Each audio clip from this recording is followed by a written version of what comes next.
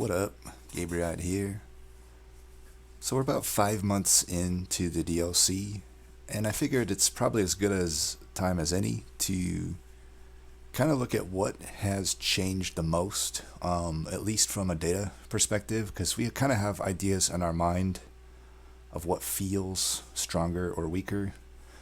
Um, but I wonder if the data tells a story that we expect to see, right? And I will say I've kind of taken a sneak peek at some of this, and a lot of the things you'll expect to see are there, but there's a few surprises. One in particular, I don't think you're going to be able to predict. So take a few seconds, try to guess what it might be, and we'll get to it eventually. I'm going to be looking at mainly just my data set here because most of the players that sent data in kind of the goal was we were just going to look at DLC data, so I didn't get a lot of prior to DLC data. And the time range I'm looking at is about December 15th to date. The reason I picked that was just because, if I go down here to deadweight, you can get a good sense, because deadweight's in every single deck. So it just had a very similar total. Like if you look at the before win count to the after win count, it's very similar. The loss count to the loss count is very similar. And even the win rates are similar, right? Slightly down prior or post to the DLC, but that's to be expected. And honestly, the majority of that is from the first portion where I was really learning the DLC. It really looks like the trend is going to be that I actually have a better win rate in the DLC eventually here. It's really trending in that direction. If the month of August in particular, I'm pretty high. But anyway, so what we're going to do is I have a few different data points we're looking at for before and after. And before and after just means before March 25th. That's when the DLC dropped. We won't be looking at Wormkin cards, of course. There'll be a few cards that sneak in there that'll be obvious that just aren't useful to us, like stuff like Eel Gorgon just didn't exist before, so we can ignore a few of them. I was too lazy to filter all of those out. I just figured Wormkin was an easy one to filter out. So yeah, I mean the first. Oh, and there is also, as always, I'm not looking at any mutator assisted runs, and it's only Covenant 25 data. No pre-seeded type runs or anything like that. And I'm also removing a stretch in the DLC where I had particularly just done Tethys and Dregs over and over again, that combo, because I was struggling learning it. I felt that particular stretch skewed the Stygian and Melting Remnant just card data and clan data too oddly to give an accurate representation, so I am removing that particular stretch from the data set. So the first thing we can look at here is just the overall clan win rates, what's changed. Keep in mind this is my specific data. I figure we'll look at my data just because I can speak to it more. So most of the clans did kind of go slightly down in win rate, except for Hellhorn. That is an obvious one because it went from a pretty middle of the road clan for me prior to the DLC to just kind of head and shoulders the best one now for me. I really think Hellhorn is kind of getting slept on as potentially the best clan in the game, but I think it's just because there's maybe a few just really easy go-tos that people are missing. It's hard to say though, because I can only watch so much of other people's games. I can't get a good idea of all of their Hellhorn stuff to really know, right? The surprising one here is Umbra. I can't explain to you why Umbra has gone up for me in the DLC. They don't feel good to play. I don't really think many of the cards improved, and we'll look at that though. We'll look at that to see where a lot of this is coming from, because spoiler alert, there's some obvious ones we're going to see, like Crucible Collector just takes a nosedive, same with Warden. There's a few that get slight increases, like Shadow Eater, but it's not nearly on the level of the dive that Crucible Collector takes. And yeah, Stygian, even with me removing the Tethys stretch, Stygian takes a pretty big hit. That's not surprising to me. A lot of that is on me. I just haven't really found a good Stygian consistent strategy. But I'm finding better things. Like actually, my July onward data, I have not lost a Forgone Power game yet. So really, it's just the Spear variant and Tethys variant that I'm struggling with still. Soulguard I'm undefeated with since July. And as I said, Forgone Power Secondary I'm also undefeated with since July. So there is progress being made there. It's still kind of hurting in the Tethys department. And similarly with Melting Remnant, even with removing that Tethys Dregs portion, it's really the Dregs variant of Melting Remnant that suffers. I think and I'll fully admit it could be a me problem. Maybe I'm just really bad with Dregs, but I think it's understated how poor Dregs are in comparison to primitive molds. I think we're kind of looking at Melting Remnant with rose tinted glasses when we think of it, because we think of all the amazing primitive mold and little fade runs, but we forget all of the Dreg secondary runs where you just don't find reform and you have this super awkward time trying to make a deck work. But so on and so forth. That's again probably a me problem, not necessarily a problem with the clan. I'm much more, as I've always mentioned, I'm more confident in my positive type stuff. Like when I get a good win rate with Hellhorn, I'm confident to say Hellhorn is good. When I get a bad win rate with a clan, I'm not necessarily confident to just say, oh, blanket statement, this clan is bad, right? Or this particular combo is bad. It's more just like I very well might not know what the proper thing is. Kind of like how I said with Hellhorn, I feel like a lot of people just haven't caught on to some of the consistent strategies yet. I probably haven't caught on to some of the consistent Melting Remnant and Stygian strategies. And I will say for sure I haven't been using Titan Sentry until the recent month properly. That is shown in the data. Titan Sentry is still a very good card, but I was completely ignoring that card for a long time. So that's a good example of a contributing factor to why I might lose. But let's not get on too much of a tangent. You came here for the data, so let's show you the data. So let's start with the positives. What has moved in the direction of being just seemingly a lot better in the DLC? And there's three ways we can kind of look at this. The first most obvious way that everyone's going to want to probably see is what is the difference in win rate. So we're going to sort it descending here. What we're saying here is we're going to take the after win rate and subtract it by the before win rate. And what are we left with here? So we see an 80% increase with Rail Beater.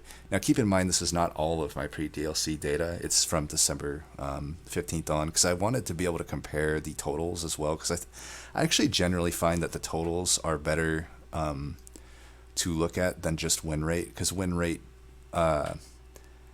it can be skewed by a lot of different factors. But if I see just total wins, that to me is more of an indicator of how powerful and consistent a card can be.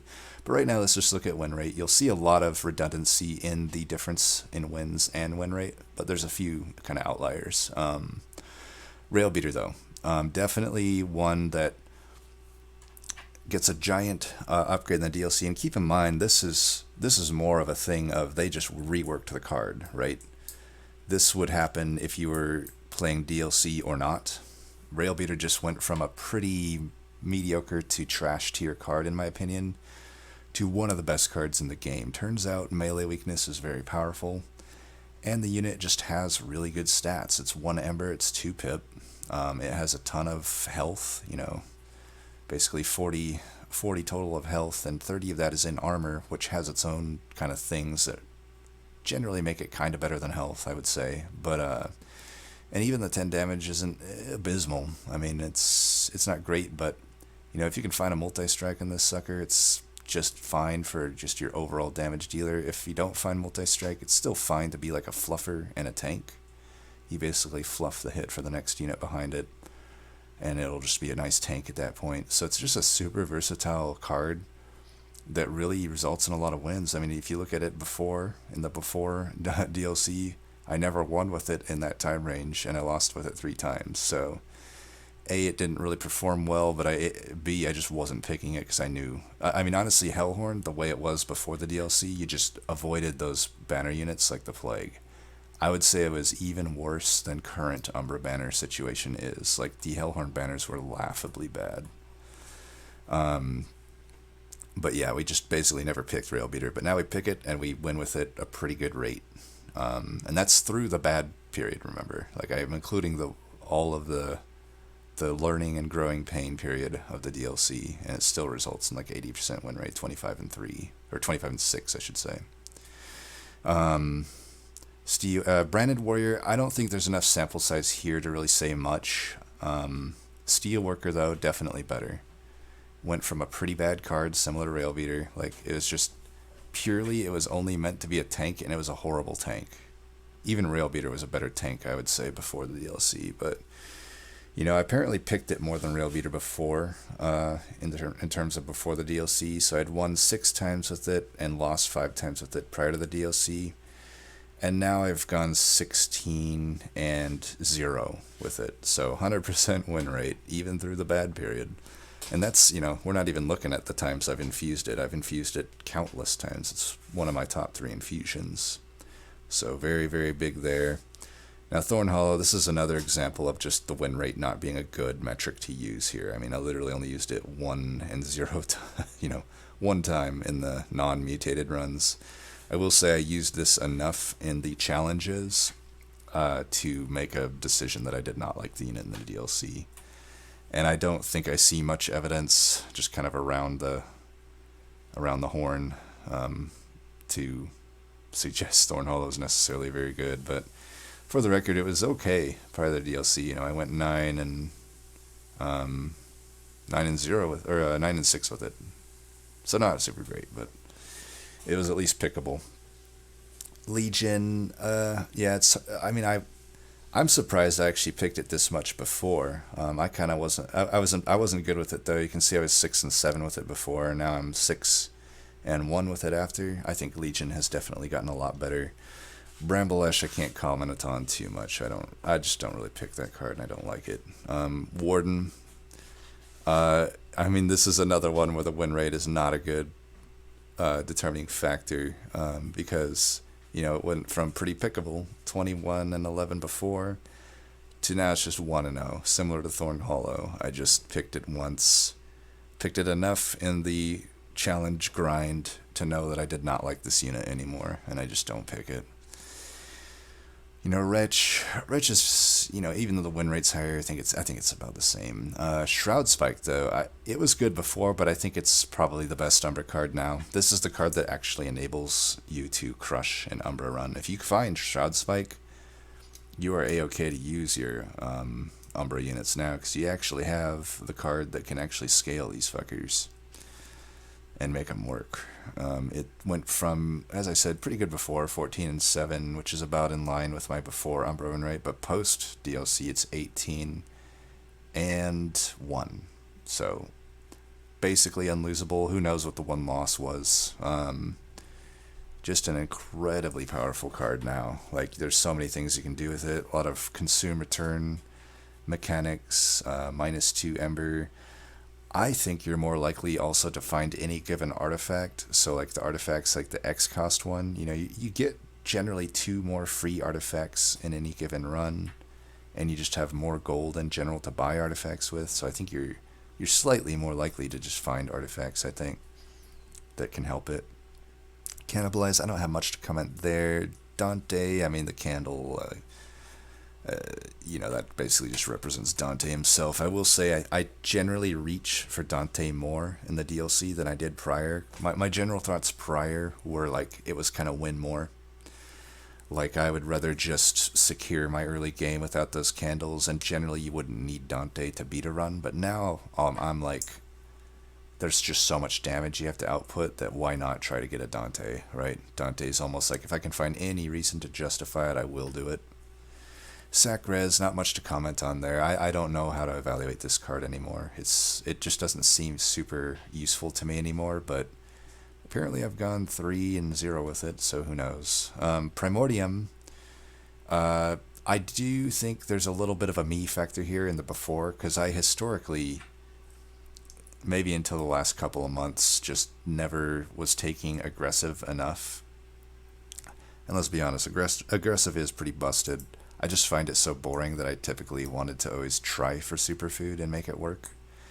But I think I do think it got significantly better in the DLC, but I don't think that a difference of 25% in win rate is necessarily indicative of what the norm should be there. I would think more like maybe 10% or so. And then again, a lot of these are just kind of like, I don't trust in a few of these. Like, I don't think Crucible Extension is for some reason better now, for example. Oh, apparently it's my daily Vietnamese reminder. Sorry, but I'll have to do that later. Can you get off my screen?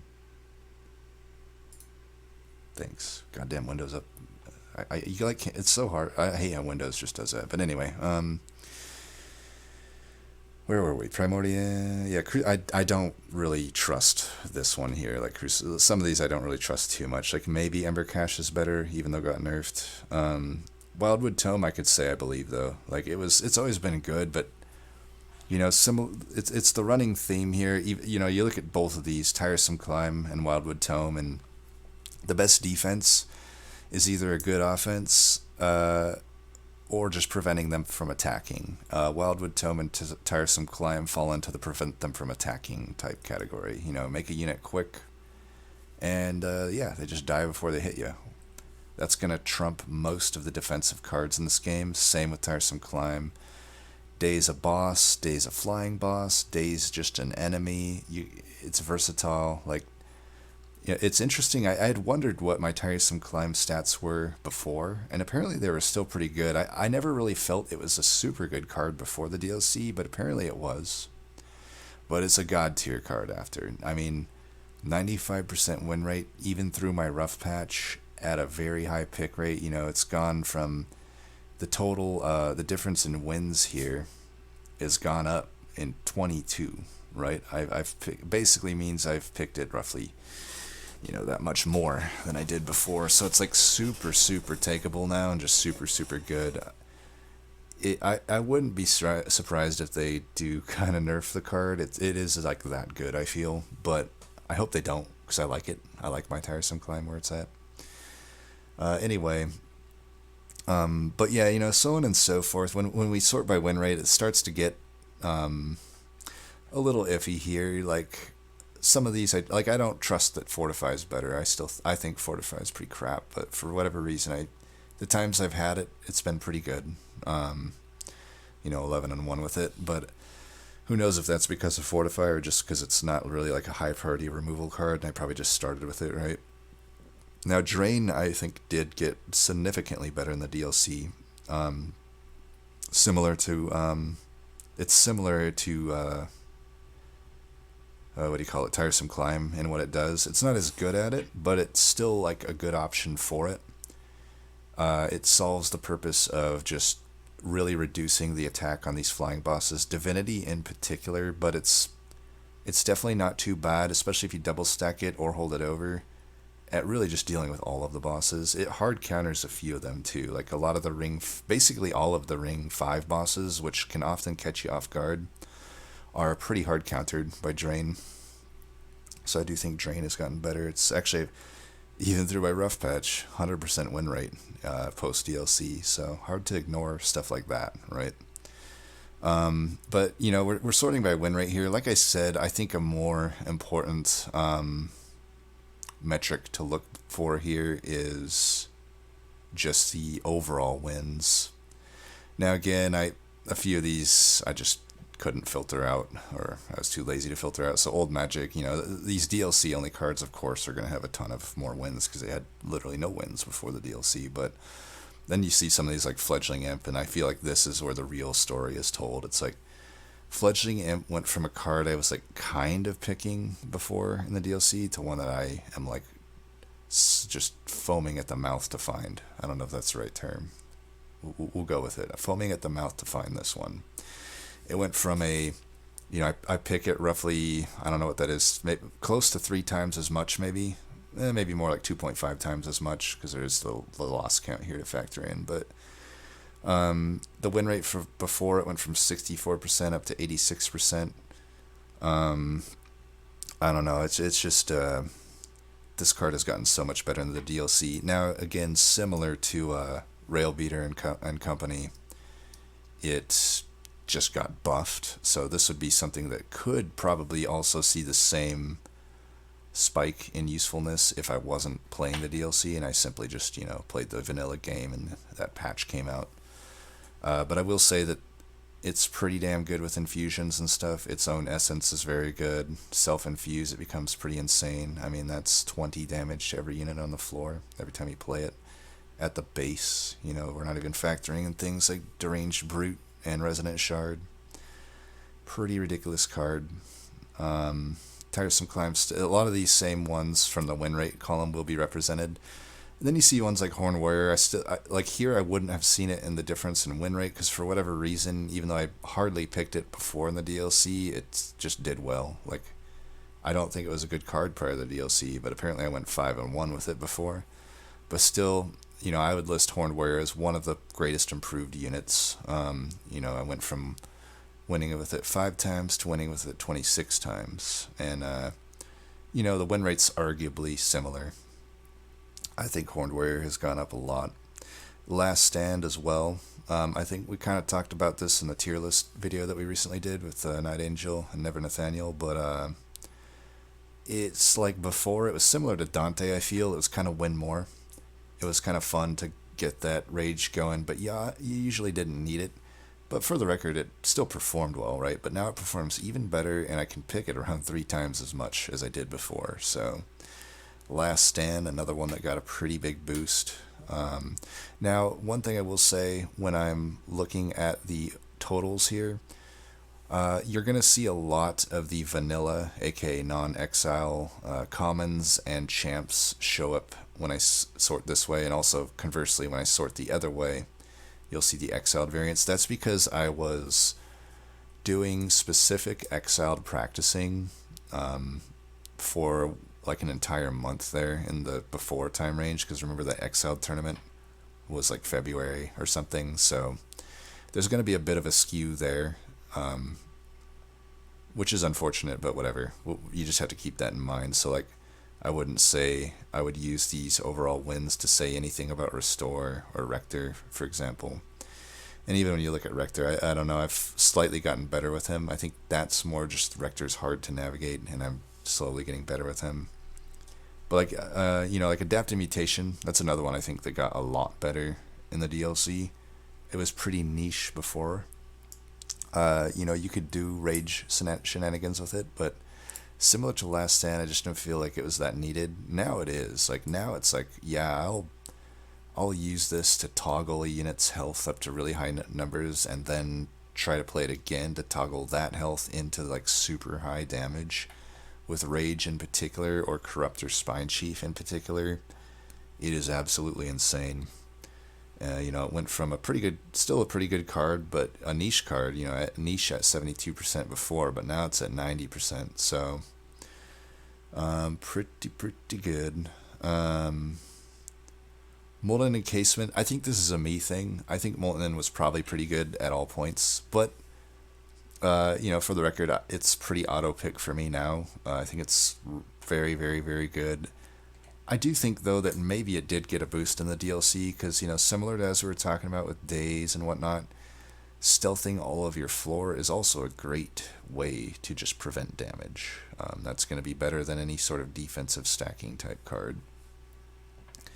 And Snare also, I mean, it was always good. I think it's slightly better now, because it's a nice counter. It's a nice low investment card to just have in your deck that can save your ass in a lot of scenarios. Like you can keep a tank that you couldn't kill on the floor while you try to find your big scaling cards. You could put it on holdover to have a deck to kind of save a deck that has poor scaling offensively. If you have like a defensively skewed deck, and Snare can be a godsend there. And also just a nice mini-boss counter. There's a lot of decks that are solid, but otherwise just can't kill the mini-boss, because you do need some pretty insane scaling or big spells for it. And Ensnare can help you out there. You know, you only have to kill him half of his health, and you ensnare him once, and then you'll finish him off the next turn. And then Husk is another one. It's interesting because Husk, win rate wise, technically I think did better, slightly better for me before, but obviously it's picked about twice as much. No surprise there. Sweepers have really gone up in value. And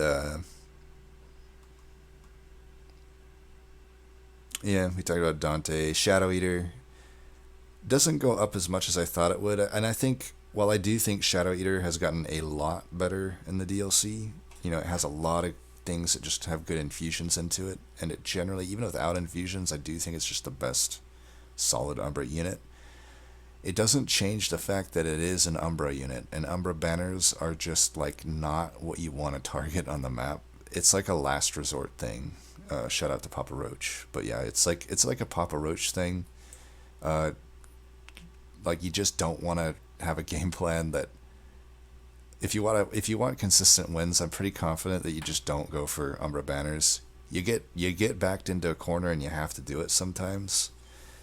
And Shadow Eater is a great option in those cases, but I wouldn't go in with the game plan of Umbra. There's just too many misses and too many gotchas, too many things that need to be moving to make it work. Too much reliance on Shroud Spike, I would say, even.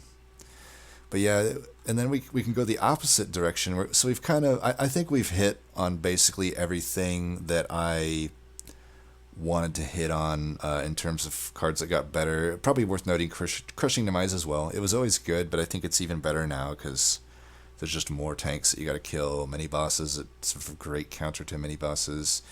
Rail Spike, I think, has gotten better. It was always great, and it got nerfed, and it's better. It's just like, you can hit infinites with it pretty easily now. Maybe I'm overstating that. You can hit them now. I rarely would hit an infinite before the DLC, and I hit them every now and then post DLC. I wouldn't say it's like easy necessarily, but Awoken's Rail Spike is probably the easiest card to make an infinite happening with, especially if you got Wormkin involved. Yeah, I think that's pretty much all I wanted to hit, though, on the positive side of things. That,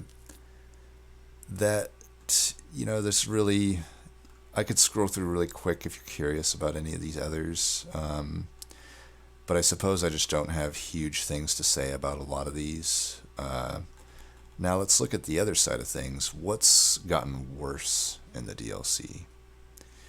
So we could similarly start by looking at win rate, or we could also similarly just say what has overall, in a total, resulted in less wins. Now, Primitive Mold we don't care about here, because like I said, we were running Exiled mainly, so you're just going to see a lot more Exiled runs, so this doesn't mean much to me here. It's about the same win rate, even a slight higher win rate with it. I have nothing to say that indicates Primitive Mold has gotten anything but better in the DLC, so for any of the champs, like Shardtail Queen, for example, again, we just ran her more, since we were doing Exiled only for a whole month prior to the DLC.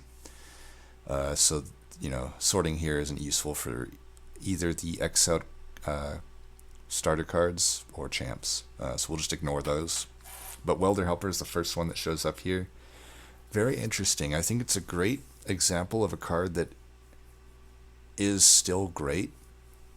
It didn't necessarily inherently lose value. I just don't have reason to pick it. Like, if you look at the win rate, it's still about the same. Like, it's not like the card got worse. And in fact, I quite enjoy its infusion and just coupling it with other infusions. But it just isn't, you know, we talked about in the tier list, offense is just way more important than defense now. Like, defense and offense were kind of on an equal playing field prior to the DLC, I felt. It was a lot less, you were a lot less likely to just leak floors that completely deleted you. Now in the DLC, past a certain ring, like if you leak a floor with leaving them with a significant amount of health, that's the run right there. That it's game over at that point. And even on top of that, most of the bosses have so much incoming damage that the defensive scaling, you have to just have like insane defense to actually scale up enough to compensate for that. Whereas the offensive scaling, there's just so many more options to have insane offense scaling that these sort of like stack armor type cards really fell by the wayside. So, I had a very, very high pick rate with it before. 72 wins with 25 losses before.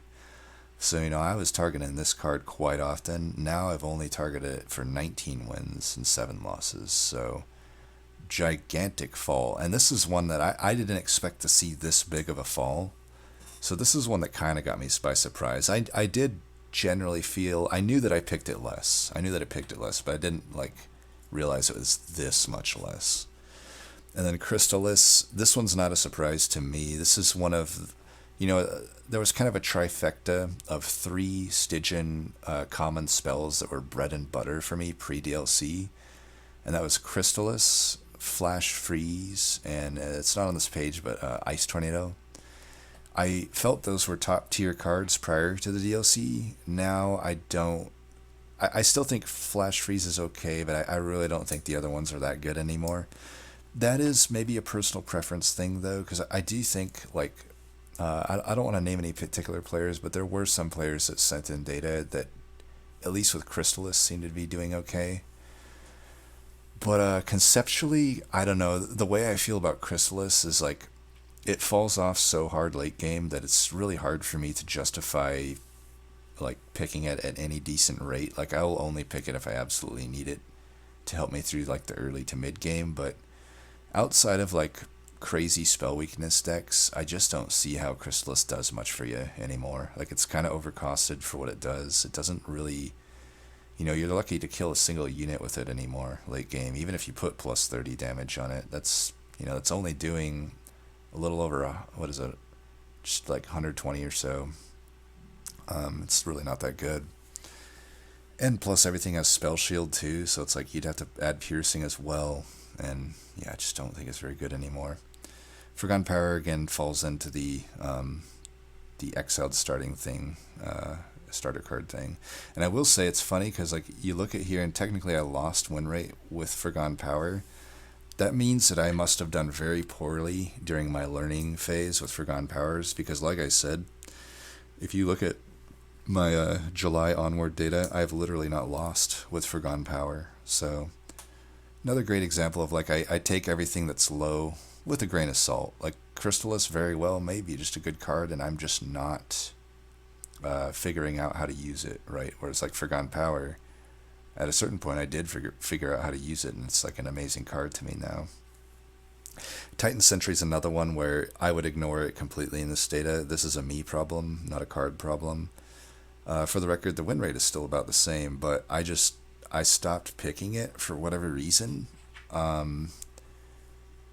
And turns out that was a huge mistake. So I wouldn't be surprised if almost all 10 of these wins after were in the last month or so, because it wasn't until I kind of had a light bulb moment, looking at Rising Dusk and how he used Titan Sentry, to realize that it's actually still a super consistent unit that you should be pretty excited to see.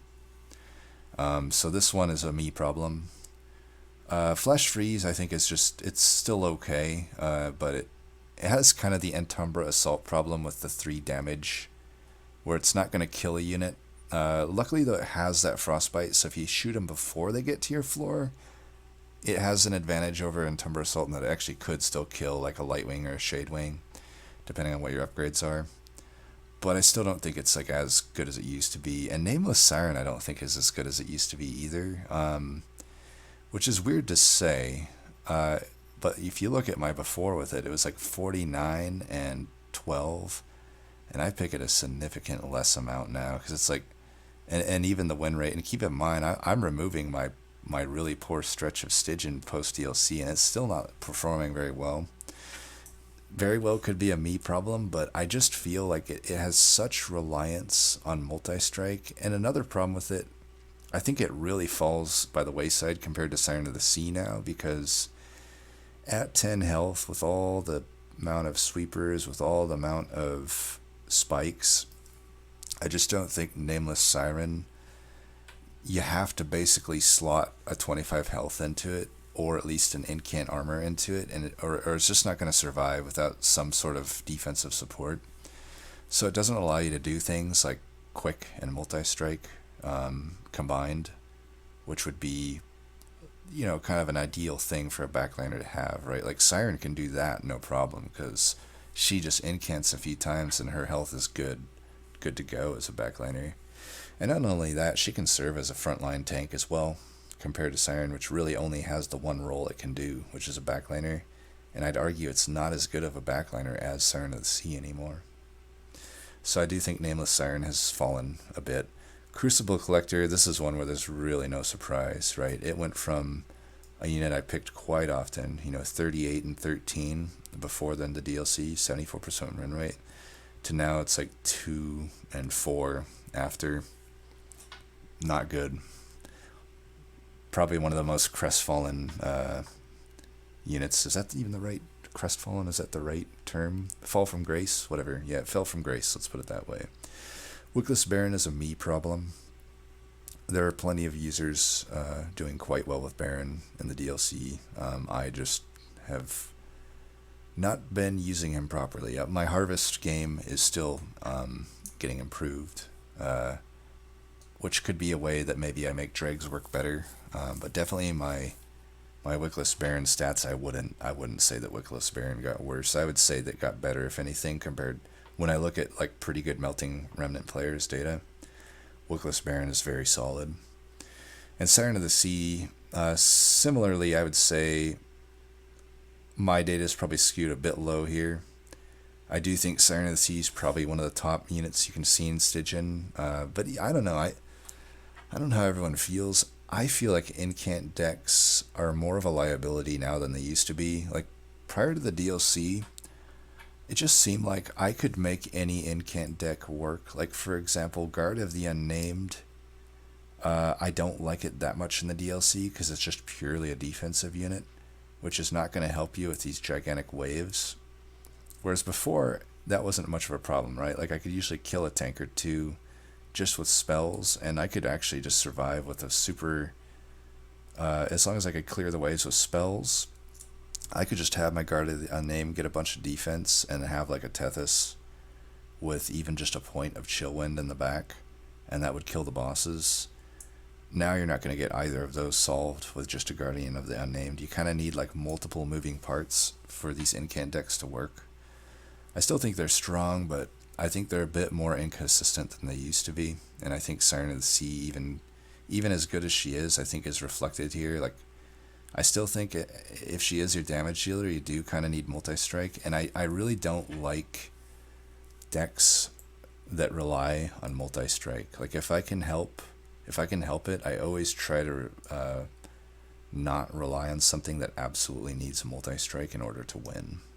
And I think Siren of the Sea does fall into that thing. But the thing about her, I actually really like her Infusion. I didn't like it for a while. Now I'm pretty high on it. I think it's a pretty good Infusion that is pretty versatile. Little Fade we don't pay much attention to. I do think she got better in the DLC though. The old Endless version was probably pretty better than I gave it credit for, but I think the new Endless version is just kind of busted. So it's like before, I feel like Firelight was the only like guaranteed win type path. Icarus is strong, but I feel like people overrate the Icarus path a little bit because they're forgetting all of those times where it's like Heaven's Priest, Ring 1, into like Pyre Absorbers, Ring 2, and like no Clergyman trial offered, on top of like no defensive cards for your Icarus. Like, what are you gonna do then, right? Like Icarus has some low rolls, whereas now like the new Endless and the new Firelight, you really can't low roll. You can low roll Ring 1 Firelight sometimes, but if you really want to be safe, you can just not take trials, not take shards, and you should be able to get through that. And then once you get a banner unit, it should be GG with Firelight, as long as you're not taking unnecessary cards, not diluting your primitive molds and whatnot, or your chance to draw primitive mold. But blah blah blah blah. Molded. I do think this is actually. I think honestly, I've kind of complained about it. Maybe I'm just being whiny, but I feel like I don't get offered molded much anymore. Like I don't think I choose it less. Maybe I do. Maybe I just don't choose it as much anymore. But I do feel like I am just not offered it as much anymore. Like, and I feel like that's saying something because prior to the DLC, like I said, I was mainly doing Exiled, and there really wasn't as much need for molded since you're already having primitive molds, and yet I still see 74 wins with it, down to 42 wins with it after. I swear, like, part of my struggles with Dregs is that I just never fucking find molded. I never fucking find it.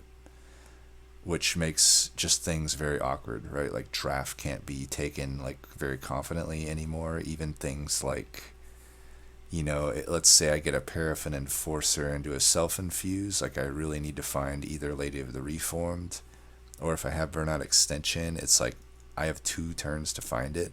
Otherwise, I'm screwed without any reform, right? So it's like Dregs without molded or without Dark Calling Rector is incredibly awkward, and I think it's very underrated how poor the consistency is for that variant of Melting Remnant. But tangent. I'll get off that tangent. Soulguard, and like I said, I think Soulguard has actually gotten better, which is weird to say because it was very good before, right?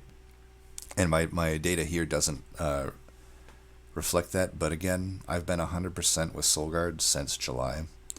I think it's overstated the fall that Cold Channel has had. I think we were just too used to it, like, completely dominating flying bosses. Theoretically, though, it really shouldn't have lost much value. I do think you do Titan Channel almost every time if you see it, but I think Cold Channel is a lot more workable than people are giving it credit for. Especially, I think, in clans like Umbra. Even I was, like, down on it for a while until I realized that it's pretty usable with morsels. Anything that can make, say, a Shadow Eater work can make Cold Channel work just the same. That's one way I would think about it. But tangent. Wildwood Sap, this one makes sense. It's still good, I think. Win rate, it's about the same, but it's just not as high priority of an ad before. Anything before that was getting these, like, 60 to 70 counts, was 70 counts. Those are some pretty takeable, just in all scenario type cards. Like, Wildwood Sap was relevant throughout the whole game prior to the DLC. Post DLC, I would say it's pretty much an early game ad. We've talked about how defense just doesn't cut it anymore, and Wildwood Sap is a pretty good example of that. It can cut it, and it will cut it early game, but late game, often regen you have to have some pretty damn insane regen to make it relevant. Because remember, the only way regen really makes sense is if you're out regenning the waves, which is pretty damn hard to do. And if you are out, you're either killing the waves enough that your regen doesn't matter, or you're regenning so much that at that point it's just a crazy regen deck. And then also for the bosses, the bosses do so much effing damage now that you're going to be hard damn pressed to out regen them. Alright, now I did say at the start of this video there was one in particular that surprised the hell out of me. And here it is, Glacial Seal. Now, I don't know what was going on here. The best explanation that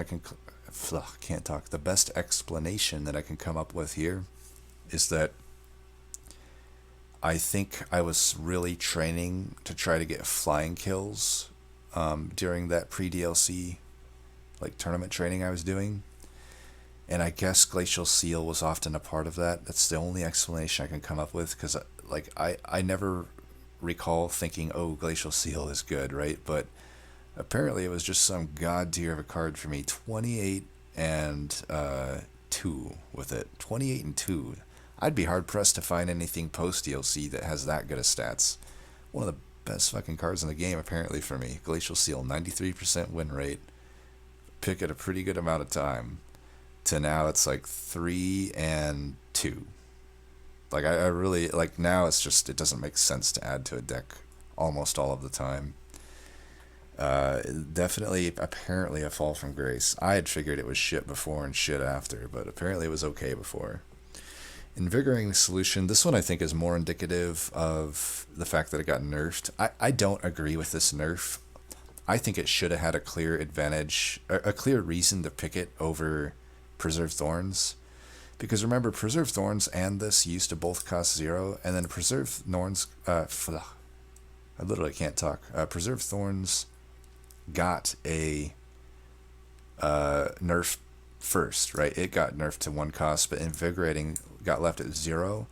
At that point, there were reasons in some runs to choose, like if you're offered them side by side, there were reasons to choose Invigorating Solution over Thorns then at that point.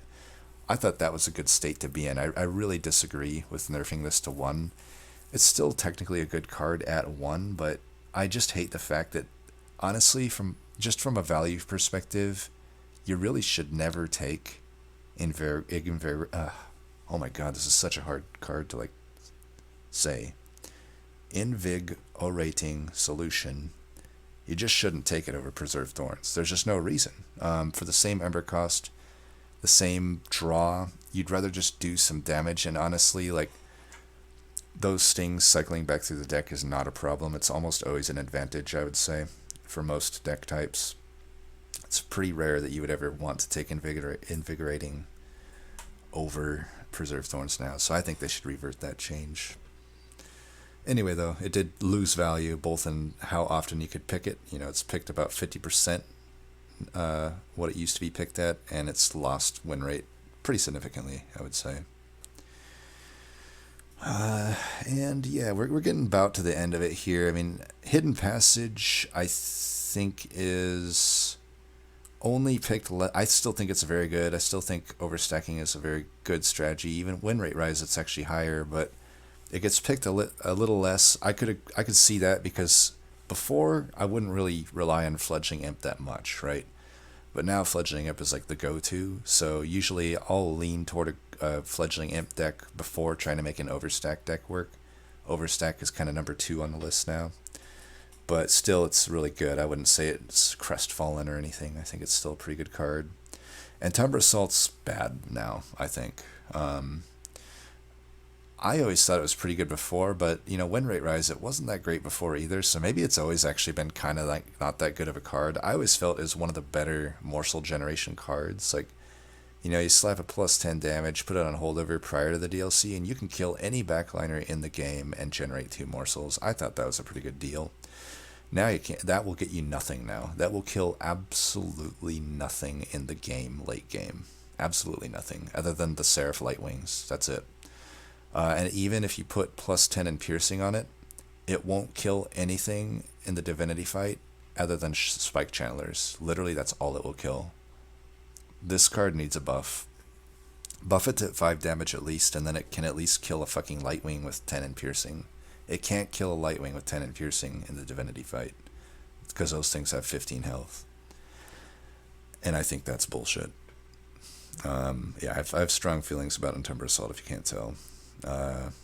Ritual's always been good. I think it's gotten even better.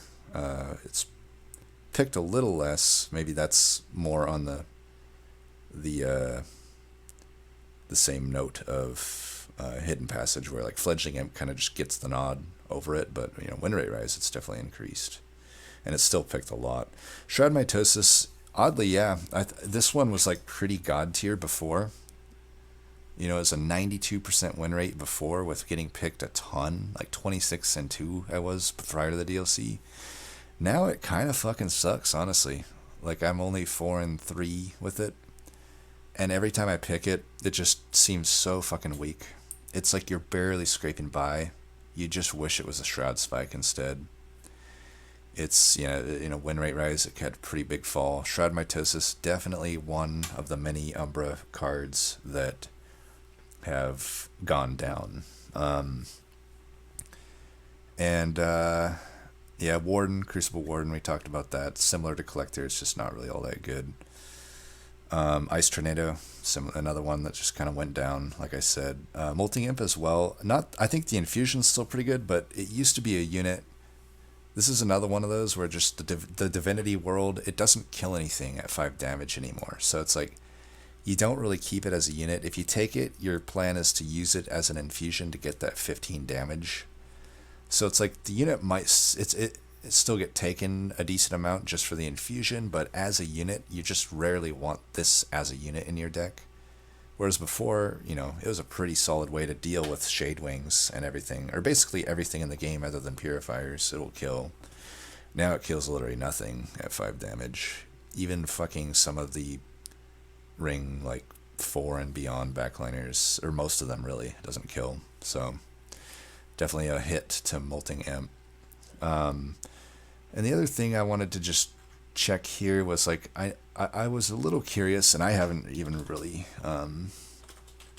vetted this one, but I figure we're almost done here, so let's just look at Umbra, because I was curious, like it wasn't obvious to me, like because we had gone up in win rate, so like what were the Umbra cards that seem to be going up in win rate? Now Crucible Warden doesn't count. Sample size of 1 and 0, we don't care about that, but like what are some of these other ones? Like Wretch, it seems like, Shroud, there's not any huge ones. It's like Shroud Spike got hugely better, I would say, but Wretch, I don't know, 7 and 5 compared to 10 and 1, I guess it's significantly better.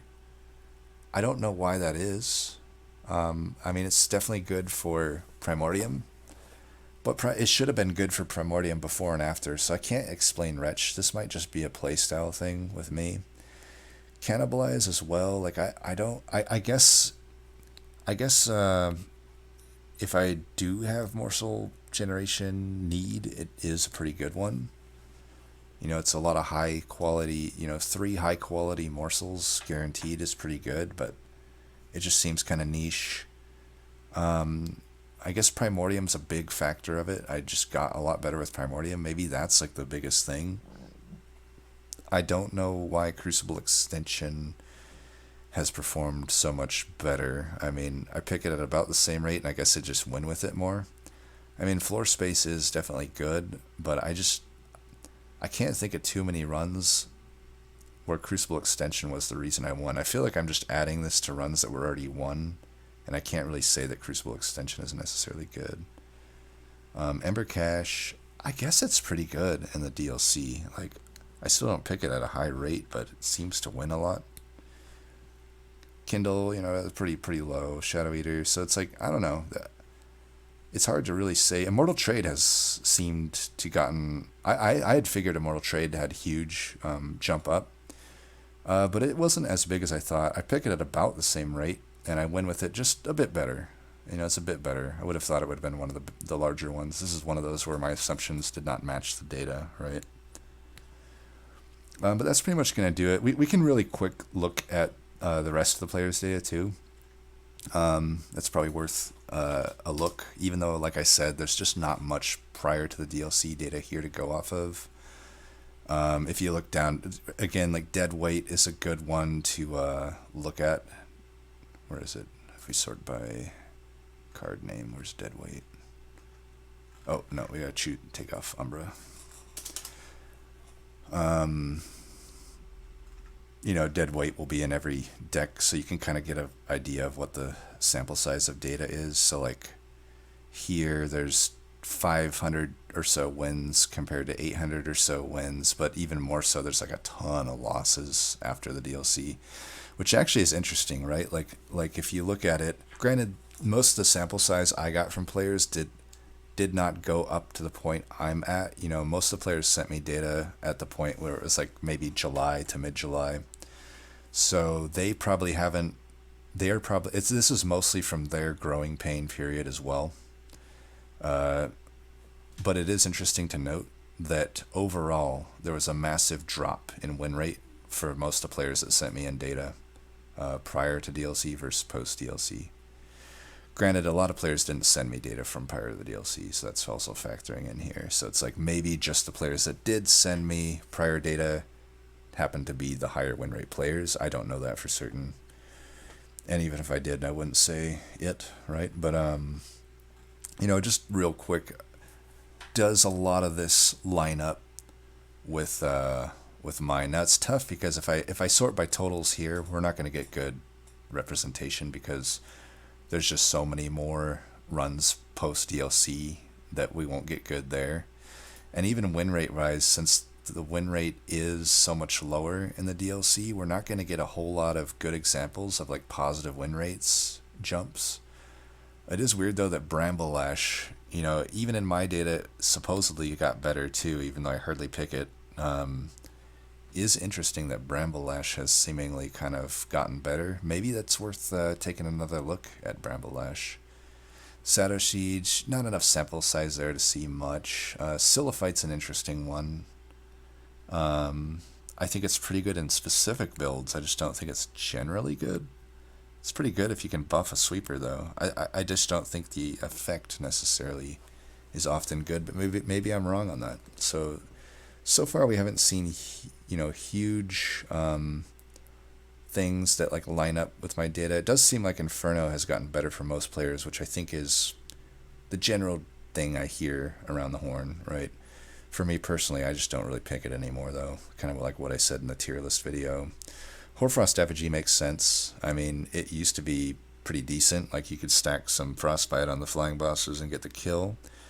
Technically you can still do that, but since you can't do it on Divinity, all the players that send in data, including myself and whatnot, we're doing Divinity only runs, so Hoarfrost is pretty horrible against Divinity. Adaptive, that's in line. Keep in mind, even just a slight decrease in win rate, if you think about it, is kind of an increase since the overall win rate went down like 20 to 30%. So anything above like a minus 20, I would say, is technically a move in the positive direction. But we see some of the same stuff. Like Last Stand technically gets better, even though technically it's worse. Hard to really explain that one. But I think maybe if we look at the other way, like which cards got worse, maybe we see some more things that line up. And here we go, Crucible Collector. Before, pretty damn good for the players that sent in data that were not me, by the way. I'm excluding myself from these results. So 65 and 12 before, and now 10 and 26. So they seem to want to try to make it work a little more than I tried to make it work, right? And I think the resounding result is that no, it is not good. It went from 84% down to a 27%. I mean, it's hard to deny that one, right? Crucible Collector sucks. Diapholious Shield, this makes sense to me. I didn't pick it outside just getting my win, my one win for it, probably even in a challenge or something, because I don't think it showed up in my data. It doesn't surprise me that this card is not that good anymore, because like we said, defense on one unit, kind of not that great in the DLC. Granted, it's still a small sample size, so maybe it's still okay, but I just don't see why I would ever take like a really good single defense type card over a card that can literally just delete a mini-boss or delete any tank, delete any unit from the game. I just don't see why I would ever do that anymore in the DLC. Spike Driver is another one where it's like, I can find some runs in the DLC where it's good, but it's rare. Like before, you could confidently take Spike Driver and win most of your runs kind of just in a run centered around Spike Drivers. Goes from 83% down to 32% at a similar pick rate. So it's like, I think that's, I don't know. I kind of, this doesn't surprise me. I have not had good experiences with Spike Driver in the DLC. Now, Devourer of Death, I don't know what's going on there. I feel like there's probably a few specific players really driving that one, because like, this is where it comes down to, like, I think some of the players that only sent in data before, or some of the players that sent in data from before versus the ones that didn't, I think those guys just typically had higher win rates. So like Devourer of Death, unless I'm missing something, I don't know why this card would be good prior to the DLC, but for whatever reason it was like 50 and 5 before, and now it's like 9 and 10 after. I don't know what's going on there. That's why I'm like, I take everything here with a grain of salt, because I just don't have the context here. I don't know what they were doing. That one doesn't make sense to me, though. To me, Devourer of Death has only gotten better in the DLC, even though it's not great. Like, at least the infusion's good, and AoE is just more important now. So I don't know. I don't know why it would have gone down 50% win rate or whatever, 43%. But yeah, so on and so forth. Big Sludge, I feel like Big Sludge is still okay. It's just not the god tier like unit it used to be, because like single striking units have kind of really fallen down in their use. It's like, and it's also kind of fat and expensive too, and it has a really good infusion, so you're better off usually just putting its infusion into something, its essence into something, but still think it's better than the likes of like a similar type unit like Alpha Fiend or something. Like, at least it as a unit can carry a run still, I feel, as long as you find multi-strike. But that's kind of the key word there. Like, I really don't like finding Frenzy Stone at Merchant of Steels, because for consistency, it's kind of a trap, right? Like, you will lose runs now when there's such a reliance on finding that for certain units. So I'd rather rely on units or essences that don't need that, right? But yeah, I think that's pretty much all the main ones to go over here. Demon Fiend, no surprise there either. It was before, I think it's always sucked, but like, at least before, if you found Volatile Gauge or Shadow or Sketches of a Salvation, like, it became a pretty good card pre-DLC, but post-DLC it's not even good then. I would say it's just kind of not good at all in the DLC, other than it has a decent infusion essence. Even the essence I don't think is super useful in a lot of cases, so. But yeah, I'm kind of winded. Sharpen also goes down. I think in my own, I didn't go down far enough, but Sharpen also showed a similar drop in mine. It's like, I think it's always sucked, but at least before, it was like god tier with Spike's Prince, but now Spike's Prince just isn't a thing. So it really has no use anymore. People seem to have tried to use it a lot post-DLC, but yeah, it's gone down 30% win rate. No surprise there. That'll do it for this one. As always, thanks for watching. Let me know your thoughts. If you guessed the Glacial Seal, be honest. Let me know if you did guess it. I don't know if I'll believe you. I don't know if I'll believe you, but props to you if you did. If anything surprised you, if anything didn't surprise you, just let me know. Until next time, peace.